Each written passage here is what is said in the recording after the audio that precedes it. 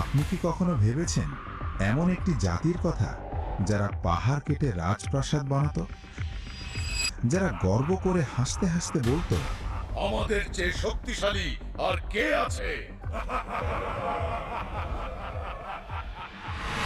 কিন্তু যখন আকাশ থেকে আল্লাহর হুকুম নাজির হলো, তাদের সেই প্রাসাদগুলো মাটির নিচে চাপা পড়ে গেল। আজ আমরা জানব আদ জাতির সেই ভয়াবহ পরিণতির গল্প। আজকের এই ঘটনা শুধু অতীতের গল্প নয়, এটি একটি শিক্ষা, একটি সতর্ক বার্তা, যা যুগে যুগে মানুষের অহংকারকে চ্যালেঞ্জ করে এসেছে।